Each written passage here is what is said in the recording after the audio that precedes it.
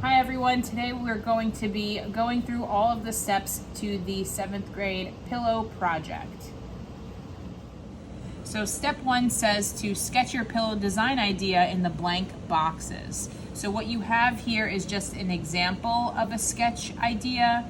On the back, you'll see there's 2 blank rectangles for your sketch idea, which I'll walk you through in just a moment. You're going to label your design by writing down the felt colors that you would like to use and label where you plan to use each stitch for your pillow. Then you're going to show me your design for approval and I will sign off on your design.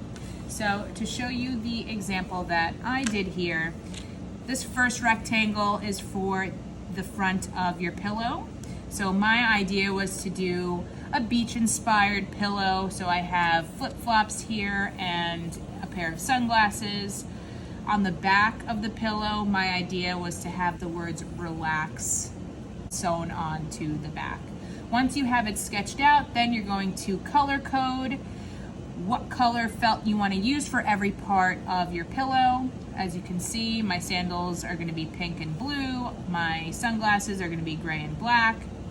And then on the back, my lettering for relax will be white, and both backgrounds are going to be using tan felt.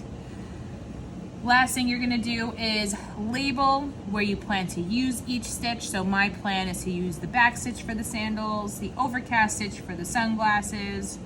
I'm going to use the running stitch for the letters, and then lastly the blanket stitch when I'm sewing around the edges when I sew the front and the back. It's your choice where to use each stitch.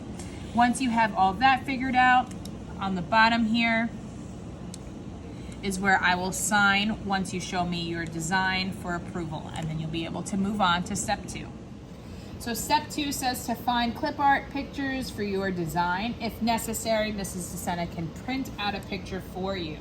So like I said before, my idea was to do a beach-inspired pillow. So I found a clip art picture of my flip-flops that I want to use, and then I also found a clip art of the size sunglasses that I want to use here. And then for my lettering, I'm going to be using this font here. So step 3 says to trace each part of the picture separately onto tracing paper, then color code. So going back to my clip art pictures from before, taking a look at this flip-flop, you could notice that there's 2 separate sections of the flip-flop, the actual sandal itself and these straps. So I'm going to have to trace those separately. Same idea with the sunglasses. As you can see, there's 2 parts of the sunglasses. The actual lens is one shape and then the frame is a second. So I'm going to have to trace both of those parts separately, and I'll show you what that looks like. So as mentioned, we're going to be tracing on tracing paper, which is see-through. So what you're going to do is take your picture, your clip art picture, and you're going to lay it on top of the tracing paper, as you can see here. So I'm going to be putting the tracing paper against white paper in order for you to see this a little bit better. But as I said before, you're going to be tracing each part of your clip art separately. So here I traced the sunglasses frame separate from the 2 lenses.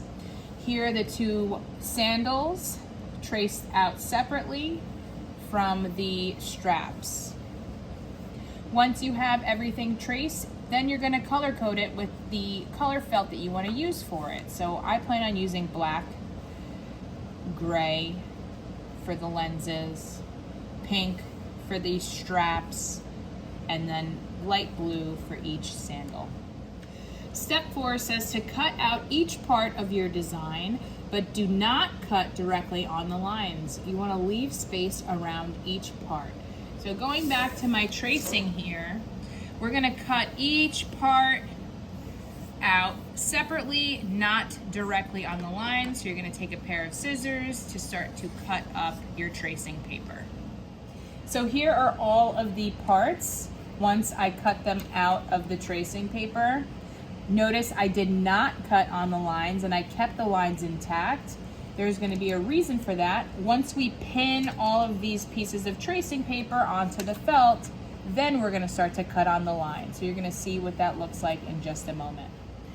Next, I want to show you how I traced my letters for the pillow.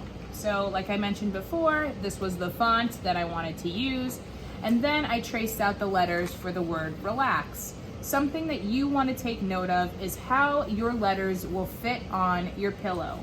The tracing paper is the same size as your pillow, so you want to make sure that the spacing works out when you're tracing it, because that's going to be the same size. So just make sure that you're measuring correctly and all of your letters that you plan on using fit on the tracing paper. Similarly, I'm going to be cutting out each letter from the tracing paper, but not on the lines, and you'll see what that looks like in just a moment. So here are all of my letters cut out of the tracing paper.